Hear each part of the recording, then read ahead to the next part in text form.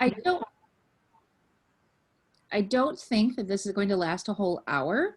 I'm going to try to be as efficient as possible with all of your time and cover as much as I possibly can and give you as many tips as I possibly can, uh, as as quickly as I can about trying to be really efficient with grading in an online environment, because it's one of those things.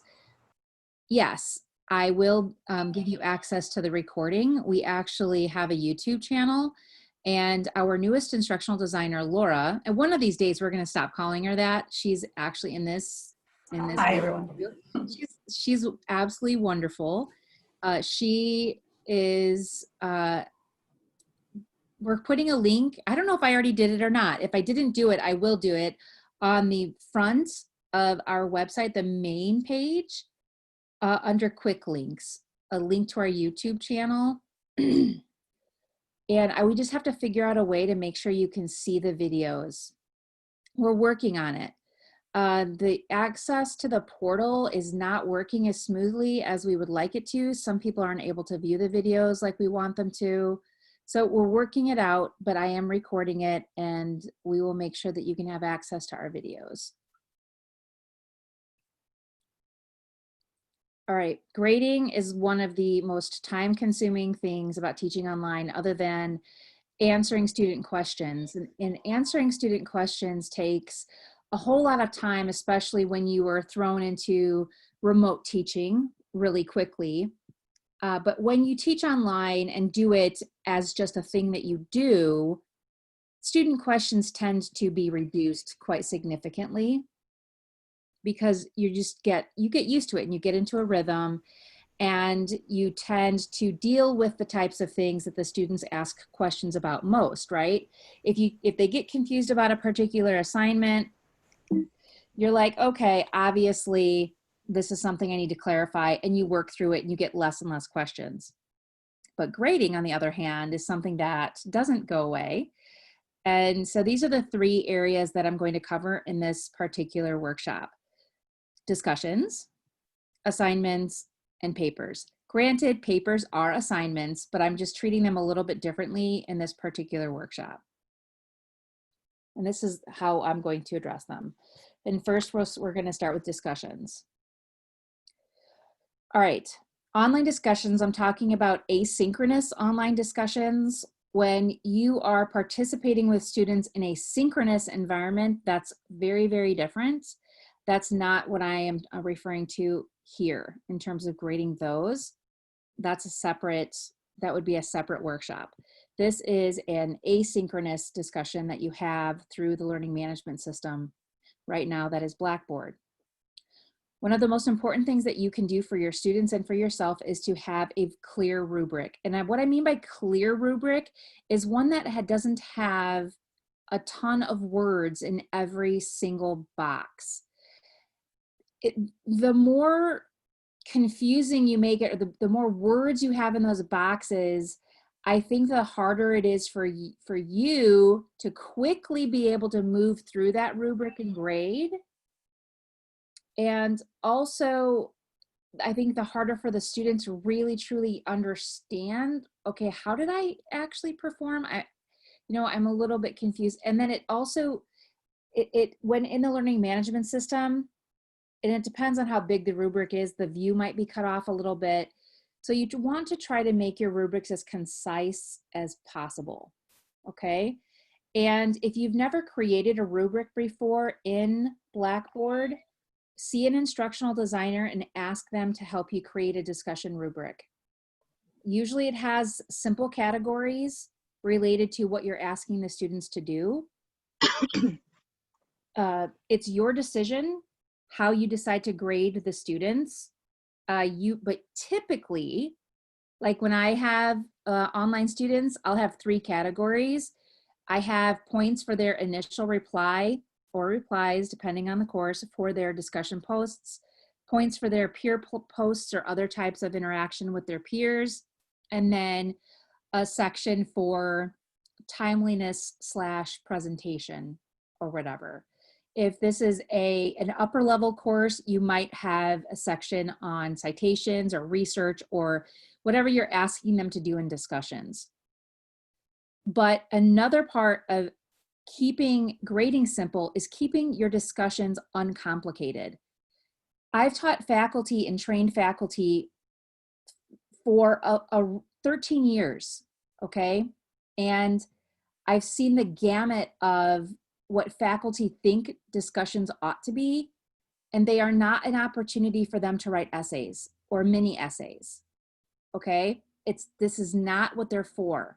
What they are for is for the students to talk to each other about what they are supposed to be learning about and having a discussion about it, and something that's engaging, something that's not repeating facts or regurgitating facts or defining things or even explaining things. Okay, if you go and look at Bloom's taxonomy, you don't want them on the lower level of anything at Bloom's. You want them kind of like in the mid-ish higher levels, because you can't talk about something that you're defining. What's there to talk about? Absolutely nothing. So you really want to make discussions something simple. If what you're asking them is going to require them to, let's say, respond to parts A, B, C, and D, no, that's a mini essay. My suggestion for that would be, if you have like that big of a question that has parts A, B, C, and D, maybe you take that question and you dismantle it, and you take A, B, and C, and D and make them options.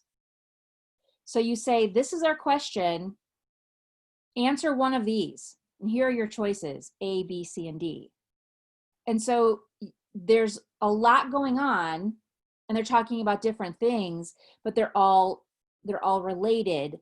And so what they're talking about is a paragraph long and not something super long that it takes you forever to get through when it comes time for you to grade. The asynchronous discussions, to me, are not something that, it's not the time to really dig into, did they totally get it? Are they completely getting the picture here? That's what your assignments are for. That's what your projects are for. That's what your case studies are for. Your papers are for. Discussions is just getting them talking, getting them thinking, brainstorming, making connections, getting the class talking to it, rapport, you getting involved. You know, that's where that kind of stuff, you know, that would happen in the classroom, that's what this is for.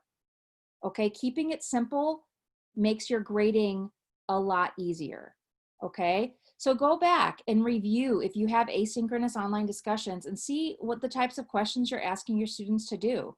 If you're not sure because you're too close to your content, and you think you're like, well, I think they're okay, and you just want a second opinion, ask an instructional designer, hey, will you just look at my discussion questions for me and give me your opinion on them?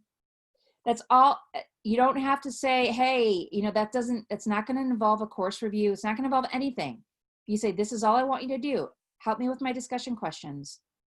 And that's what the instructional designer will do. Simple. And hopefully, if you want specific feedback of, hey, I just want to simplify these, then that will help the instructional designer also help you simplify them. Second page, because discussions are important. Providing feedback to your students is really important in terms of their performance. I had a faculty member at a different university who he didn't grade discussions until the end of the semester. So he had the students doing discussions and they never got a grade and they never got feedback until the semester ended, which completely boggled my mind. And I was like, how does that make sense in any way? I don't understand. It makes sense as a faculty because if you don't want to grade anything, right, it saves you from having to grade right each week, but it doesn't make sense to support students and their learning and their ability to do well. You know, if they're not doing well and they're getting a bad grade each week in discussion, it's going to be way too late because it's already going to be over and they would have no chance of improving that. So that's, I don't suggest doing that, but providing them some feedback, but it doesn't have to be a huge paragraph of feedback, right? It just has to be just enough so that the student knows what he or she did well, what they need to do to improve. It's that simple. So what I think works really, really well, and it doesn't have to be inauthentic, okay, is to create a feedback document for every week that you have a discussion. And what that means is this: if you have discussions weeks 1, 3, 5 on odd weeks or whatever, or even every week, whatever you have in your class, create a Word document and have pre-written feedback for exceeds expectations, meets expectations, and does not meet expectations. And what that looks like for me is I will usually create a couple of sentences that are exactly the same for every single level. And that feedback will usually have something to do with the topic that we discussed. So it could be like, wow, this was a phenomenal discussion. We learned so much about whatever we learned about, right? It's just making a comment, a very general comment about what happened that particular week. And it can be reused every semester because you're just talking about the topic that you talked about, that kind of thing. So just a general thing that has nothing to do with the student's performance. Then I give a sentence or two about the level of performance. For example, I am so impressed with your level of engagement in this week's discussion. You went above and beyond my expectations. You are a phenomenal student in these types of discussions. Keep up the excellent work, and you are a great model for the rest of the students. Something like that. That would be exceeds expectations. Okay? Meets expectations would get, it's still positive, but it's like they didn't go above and beyond. They didn't do poorly, but they did a decent job. Okay? Does not meet expectations. What I normally do the first week of class is I give them specific feedback. So the first week is usually takes me longer because I'll let them know, hey, this is really what's expected. It's in the rubric, it's on the syllabus. This is what's expected of you. But then in the other weeks, if they don't meet expectations, I will say, please re-review the syllabus as well as the rubric to get full credit next time. I hope to see full points in the gradebook for you next week. Best of luck, or something like that. Okay, so if you have that document and you have it ready to go and you label that document discussion feedback and the course that you're teaching, you have it in your folder wherever you use. I store everything in the cloud. So when it's time to grade, just pull it up, go to the week that you're grading, you have it there. And when you're grading, you can just pull it over, copy and paste, put the student's name there. And sometimes you're going to need to personalize it because sometimes somebody's not quite at that specific level, but almost like 85, 90% of the time they are. It will save you so much time by doing that. And I have honestly never in all of my years of teaching online ever had a student tell me that my feedback to them has felt inauthentic. Never once. Okay? Always use their first name. Try not to overthink grading discussions. Some faculty just dig in and they overanalyze discussions as if they are like a final assessment grade. And again, you have to look at discussions as what they really are. Okay? If you spend an inordinate amount of time reading and picking apart every single word that student said to every single student that they talked to, you're gonna get burned out and you're not gonna ever want to teach online again, and you're gonna hate discussions. Just saying. That's that's a practice that's going to drive you insane. So you have to get used to being able to quickly read through a student's posts, and in Blackboard and in Canvas, you can quickly see, you can scroll through, it'll show you the dates that the students posted, you can see who they posted it to, all that kind of thing. Okay, you don't have to go back and read the conversation, who said what to whom, just look at what the students wrote, okay? You don't have to overthink it. The other thing is, try not to make your discussions something incredibly complicated. I talked about that in the first slide. Keep them simple, keep them related to the learning for that particular week. If they're, the more complicated you make them, the more difficult it is to grade, thus the more time it's going to take to grade them. Any questions about grading discussions or anything that you would like to add that you do as an online teacher that I haven't brought up?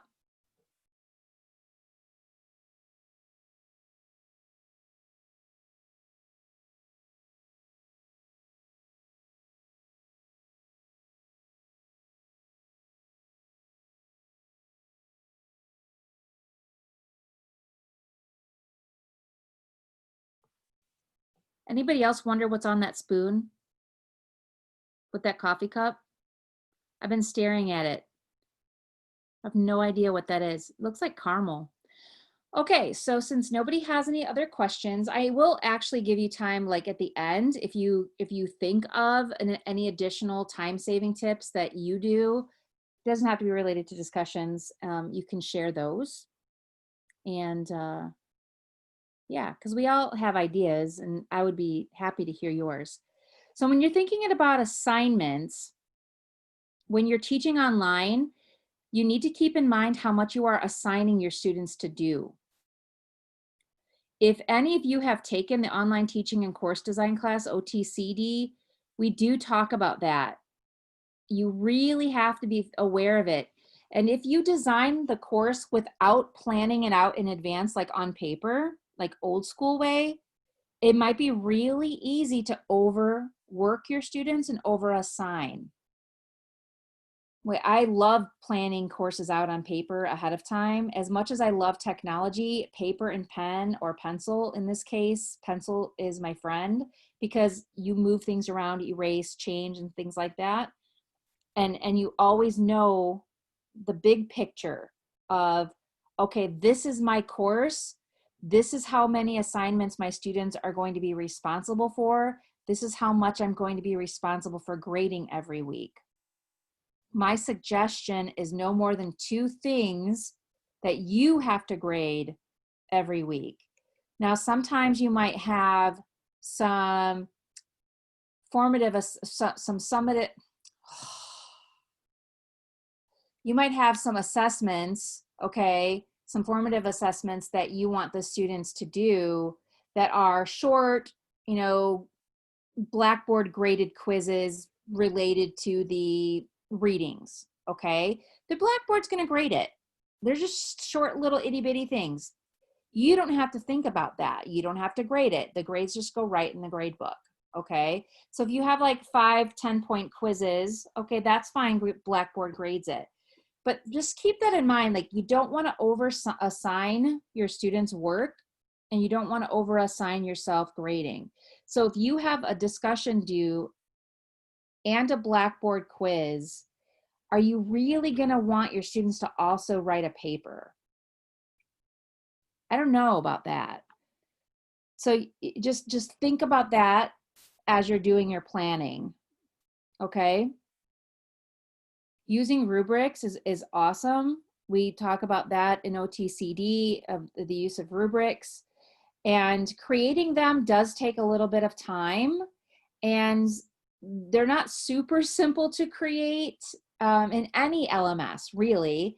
I don't think Blackboard or Canvas is any better with the rubric creation. I think they're both take a little bit of practice to get used to creating rubrics in them.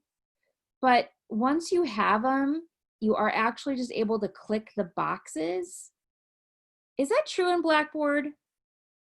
I haven't taught in Blackboard the OTCD, I don't think I've used the rubric. I can't remember. Can you guys remind me? Can you click the colored boxes and does it change the colors? Yes, there's a clickable option for the rubric. And does the box change color? Not It only, 100%. it only grays it out. It doesn't do like fancy colors. It just grays it out when you click on it. Yeah, Oh. it doesn't do the color. Yeah, I didn't think it did color. Okay, so Canvas does the colors. I think it turns like a soft green color or something like that when you click the box of where the student performs in the particular rubric. So you can use that if you want. See, students have changed. I don't know if you've noticed this as professors, but back when I was a student in college, you know, undergrad and grad school, we didn't question how we were graded ever. I don't think I ever had a rubric of any kind at any level. So I don't recall any, as you know, that I can think of. And you know, we just didn't question it. But students are just so different now that it's almost like they demand to know how they're going to be assessed. And if you have subjective grading, it's almost like you better have some kind of insurance, like professor insurance, because you know you're going to get a grade appeal at some point. So having a rubric is almost like insurance, because students are just very different. And keeping those rubrics as simple as possible will also help with your grading, because you can quickly see, just quickly read and see where the student's performance fits within that rubric. When it comes to giving the student feedback on their assignments, whatever you have them do, I think it is sometimes some faculty members like to say a lot. I don't know if any of you can raise your hands. If there's a little hand raise button that, you know, there's a hand raise button, right? There is a hand raise button right there. Where's the hand raise button? Well, there's at least a yes little thingy. That if you have a tendency to over feedback, okay, and you don't have to over feedback, so you might want to practice for yourself of focusing on what the student did well, what does the student need to improve on, and try to end with something positive. When I used to teach writing, it was so difficult for me, and I'm going to get into that when I talk about papers. It was so difficult for me to not over feedback, and it killed me sometimes. I was like, oh, but I need to tell them this, and I would fight. I would this internal dialogue of, no, you really don't, Angela. It's really not about that, right? And so I'm sure as faculty members, if you're having your students do these various assignments like case studies and reports and things like that, that you might feel this urge, right? Especially maybe if they do very poorly with APA or other types of technical language and things like that. Do you know what I'm saying? Can any of you speak to those particular experiences, or any of you willing to speak to those particular experiences? This is Michelle Hayland. I'll speak to that. I hope you guys can hear me okay. Yep, we can. Okay, great. I definitely tend to be an over feedbacker, and I think my thought is, at least the first time, like if they're writing a paper and there's a lot of room for improvement, instead of, you know, giving them kind of the minimal feedback and then having them repeat it on the second paper, I tend to give a lot of feedback on the first one. And then I tend to like kind of scale back a little bit from there. But I think even the amount I offer on the first one's perhaps a bit more than I should. I guess I'm trying to prevent all these mistakes from happening a second time. And most of it has to do with APA. I remember someone once told me just to fix the APA in the first paragraph and then let them fix the rest of it. But I find that's not as effective. When I see the second revision of the paper, it's like they fixed the APA in that first paragraph and then not beyond that. I'm going to have a suggestion for you when I move on to the next slide for that. Perfect. So Perfect. I'm going to remind myself to say something. Does anybody else have any comments about feedback on student assignments or using rubrics or anything about that? Hi, this is Alex Thomas. I had a similar thing. I taught grant writing this past summer, and like feedback was super important for them to, get better. So what I did was try to focus away so much from grammar, spelling, things like that. And I would just write a comment at the bottom if there was, a lot of grammatical errors. I would just say, you had a lot of grammatical errors on your next draft. Maybe have someone else read through it, but like didn't go through and change all of them, even though I kind of wanted to just focus on like those main points for grant writing that they like actually needed to improve for each draft. That's an excellent point. And since I taught writing for like a gazillion years, one of the things that I suggested to students who just really had a difficult time with grammar and punctuation and those types of things, because literally I wanted to fix everything. I have a hard time passing signs on the road and not calling the businesses. I have a hard time with people posting memes on Facebook that are not correctly written. And I want to say, please take that down. I mean, seriously, there's probably a support group for people like me. Anyway, if you tell the student to read their paper backwards, so what I mean is start from the final sentence, read that sentence from the start of that sentence to the end of that sentence, and then the next sentence, so that it's out of context. It will help them to see it out of context, so it'll help them find errors. Also ask them to read it out loud. And if they find themselves stumbling, if they stumble, there's probably something wrong. And so if they stumble, then make a circle or something like that and ask somebody who might know a little bit more about writing to ask them what might be wrong. So, because if they can't figure out what it is that's wrong, they know, like people know who aren't good writers. They know that when something's wrong, like they know good writing from poor writing. They know it when they see it, they know it when they read it, but they may not always know why it is. So that's one of that's the advice that I tend to give students. And I think I said read it out loud. Also, anybody else have a suggestion or something they want to mention about the assignments?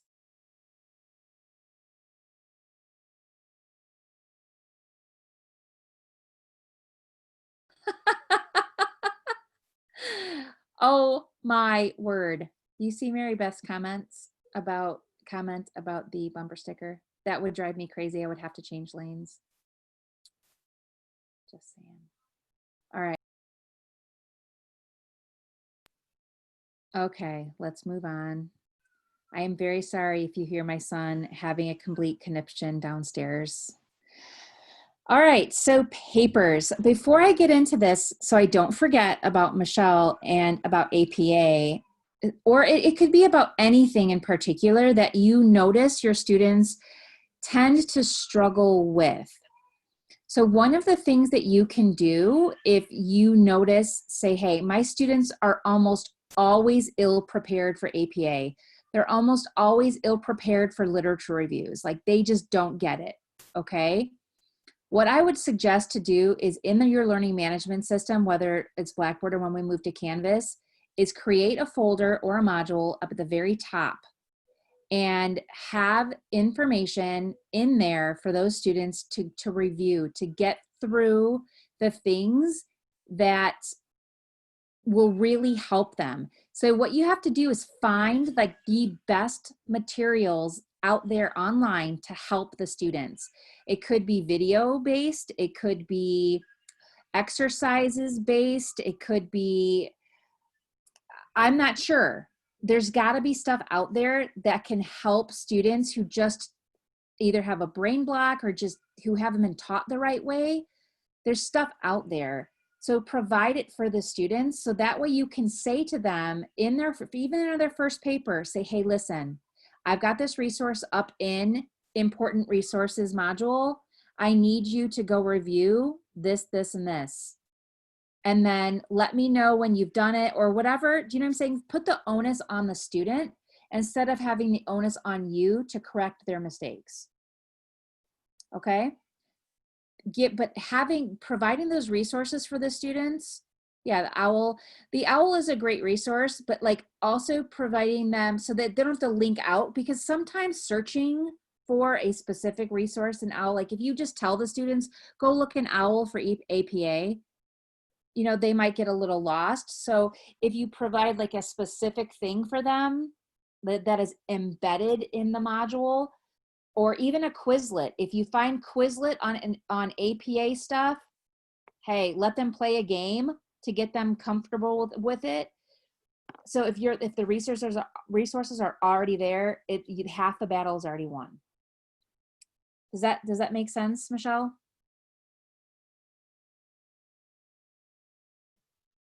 Yes, it does. Sorry, I was unmuting. Yes, it does. Thank you. You're welcome. So let's talk about papers, shall we? I know a lot of you do have papers that you assign your students to do, research papers or whatever kind of papers that you have them do. Think about the length and what is absolutely necessary, okay? Not what did you have to do when you were in graduate school, or what is just typical that you've seen assigned, right? Oh, it's always a 25-page research paper. It's always that way. But why? What's necessary? What do you think that they can tell you? In how many pages can they tell you what they've learned? Okay? Just think about that, because whatever you assign, you have to read. Consider having your students write these papers in iterations so that you can see what they're writing across a number of weeks, if possible. That way, it's already been through your hands or through your eyes, I guess, a couple of times before you've graded the final version. That way, it's not completely unfamiliar to you. You've already told the student what he or she really needs to do to improve it. You've already given them resources so that in the end, you're spending less time grading that final bigger piece. Peer review is an amazing thing, my friends. It's amazing, but it can completely bomb. In order to do peer review really, really well, you need to provide a peer review guide for the students. And what I mean by a peer review guide is tell them what to look for. Tell them what to answer. Okay? So provide them with an outline. Okay? It's basically like a rubric, but not a rubric. Okay? An outline of, number one, what was the student's main argument? Okay, can the student even find the main argument? Like, number two, what were the main supports for the student's argument? Number three, did the student provide sufficient evidence? Blah, blah, blah. I mean, whatever you're wanting them to find, what are you wanting them to look for? Give them a guide. Is the student's presentation professionally? Does the student present the paper professionally? Are the sources written in proper APA format? Most of them may not even know if it's proper APA format. They may say, sure it is. And you're like, no, it isn't. But, asking them to look it up might be a really good lesson to, asking them to look and see if it's proper APA format. But giving them a guide of what to look for will not only help them be a better writer for your paper, it's just a really great exercise, because the students getting this feedback will write better papers for you, and you'll get a better document than what you would get without the peer review. Okay? Usually I like to do that in a discussion, like an online discussion. So I take a week or two, it's depending on the length of that assignment, and say, this is going to be peer review. Choose someone who has not gotten reviewed. Just make sure everybody gets a fair shot. And if you turn your paper in late, you may not get a peer review or whatever. And make sure it's graded. They get graded on their peer reviews. If you can, give them a sample of a paper, perhaps an A or a B grade, so they can see exactly what you're looking for, and they can maybe mimic it to a certain degree. Just like I said with the discussion comments, if you can have a document set aside with typical comments that you use on the papers that you assign, it's easier for you to just copy and paste those comments into a feedback box in the learning management system than it is to type this stuff out every single time. Okay? Make them concise comments that are easy for you to see, and you could just label them. For example, in-text citation APA, right? Reference page APA, alphabetical order APA, whatever, right? Scientific language APA, all these types of things. You can label them and put them in alphabetical order, so it's easy for you to find the comment, drag it over, drop it in, okay? And then let the students know that you don't want your feedback to be impersonal, but you're going to maybe have a section of your feedback that's going to be, these are the things that I'm noticing that need improvement. So maybe you say, hey, this is what I think is really great about your paper. The following whatever, not documents, the following list, okay, are things that need improvement. All right. Avoid the temptation to overcomment. We already covered that. Or over feedback. And then the temptation to overfix students' papers. It's so difficult. I am in that same camp. I'm in the camp. So I'm one of those people where it's like, yes, I'm telling you to do the same thing that I struggle myself to do, because I just cannot help it. It's like almost like an obsessive thing. It's like, but I gotta, right? And I just have to breathe, and just like look over it and that kind of thing. Because in the end, you have to think about, what's the most important thing my student needs to take from this particular assignment? Like, what do they really need to take away from this in order to be the best, whatever they're going to be from your particular class? Because is it going to be they need to be the best writer? Then maybe you need to be, honing in on these types of things. Are they going to be, do they need to be their best researcher? Then that needs to be your focus. If it's a scientist, then that needs to be your focus. So you need to focus on what it is that's the most important thing. Any comments or suggestions about papers?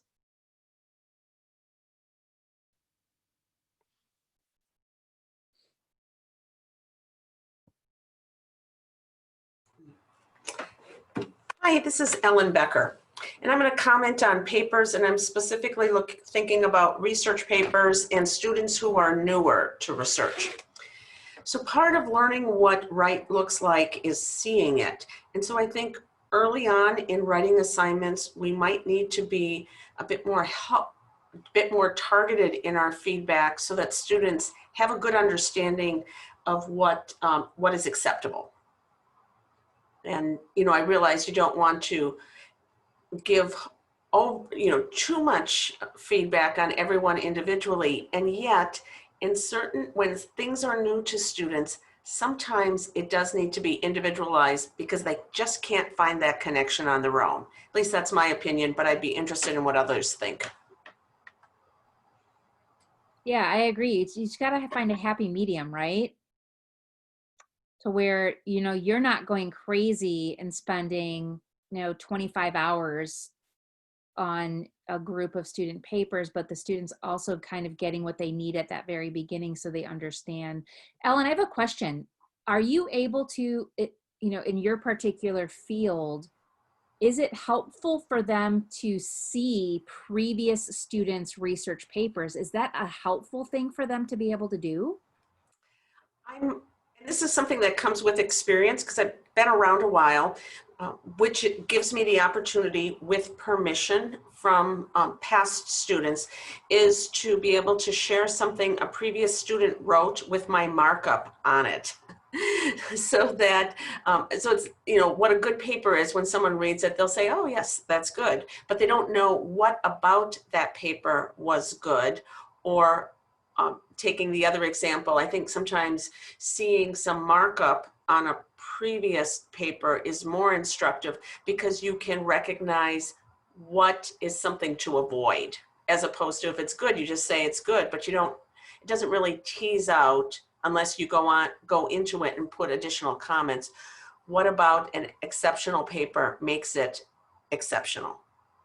That's brilliant. I'm going to try to remember that for future workshops. But I think it's really important for colleagues who are newer into teaching, maybe transitioning from clinical practice into teaching. It takes a while to really get this all built up. And when you're starting out, you don't have all the previous examples. You haven't refined your assignments. And if I could just highlight something you said earlier, which is thinking about the minimum amount of space that it takes to achieve the assignment's goals. And I have shortened my assignments, and I try to give each, when it comes to writing, be a bit more focused about what is the specific skill. And I'll just use synthesis, synthesis, and I'll just have students synthesize 3 research articles. Just as a beginning to really make sure they understand the concept of what I'm looking for in synthesis. Don't ask them to try to synthesize 10 as their first assignment if this is a new skill to your cohort. That's really great advice, Ellen. Thank you. I appreciate that. I think others, even in this group and who will be watching the recording, will appreciate that. Okay, my last slide is simple, just some other helpful tips about some time-saving things. Pick some days to grade and make those days your habit. Whatever day works best for you. Block off time on your calendar. If you don't do that, your days are going to go away and just you're going to be like, oh my goodness, it's already Thursday. Where did the first 3 days go? Right? It just, things happen. If you block off that time, you're going to get a reminder on your computer and maybe on your phone. Mine doesn't work half the time. My email doesn't work. Outlook doesn't work half the time. So it doesn't send it onto my phone anymore, but it says on my computer and I'm on it all day long. So it'll tell me, okay, it's time to do this. Block off that time. And once you get used to it, it will become a habit to grade during that time. And that way it doesn't get lost. Try to eliminate distractions as much as possible when it's your grading time, which means if you can, put your phone somewhere else, turn off your email notifications, okay? Just focus on getting your students' stuff graded, okay? And that I think will also lessen your frustration because it just takes longer if you keep going back and forth between email and grading and phone and email and grading and phone and all that type of thing. If you have virtual office hours, I don't think students come to virtual office hours as much as we would like them to, but you can combine the virtual office hours and grading. It is a little bit of multitasking, but I think that that's something you can do, especially with discussion grading. It's not something that's super, super intense in terms of time, and in terms of attention. When we do get Canvas, whoops, that's not what I meant to do. I'm sorry, guys. When we do get Canvas, you can use audio feedback. I know Blackboard does have that option. It's just a little bit harder to find. Using audio feedback, as long as you do not have a student that has any type of hearing difficulties, because at this time, there's no closed captioning available, but the audio feedback is just a button that you click and you can talk. So if it's something simple and it's not, 25 minutes of you talking, you don't want to do that. But a few minutes of audio feedback will also, I think, lessen the typing fatigue that you might get with grading. Like we said, and like Ellen said, focus on what really matters, okay? In terms of making on your assignments and grading and feedback. And if you have super, super long papers that you've been doing the same thing for the last 10 or 15 years, you might want to consider alternatives such as projects. Projects are a little bit more subjective to grade than papers, but it's also, I think, a lot less time consuming. It's just another way for the students to show you how they've learned something. That's project-based learning is just, obviously it's rampant in healthcare education. And I know I'm talking to the choir with many of you, but some of you may not have project-based learning in your courses. And if you're curious about alternatives to papers, feel free to reach out to any instructional designer on our team and ask them, say, hey, this is what a paper I have. Do you think there could be a project the students can do as an alternative? And just have a brainstorming session and see. There may not be a project, but it's something worthwhile to consider. Anybody have any ideas they would like to share? If not, that is the end of my presentation. I'd be happy to hear any other time-saving tips that you might have.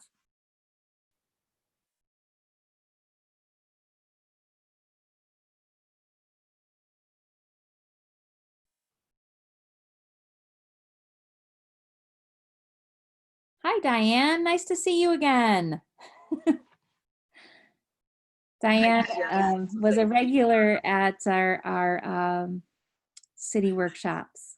Yes, absolutely. I would definitely look at the recording here.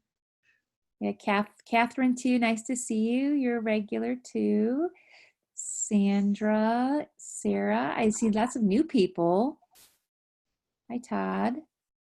Yeah. Barbara, Animesh. Well, I thank you for coming today. If you have nothing to share, I appreciate you spending your afternoon with me, your lunchtime with me. And I hope to see you again at another city workshop. Thank you. You're welcome. Have a great one.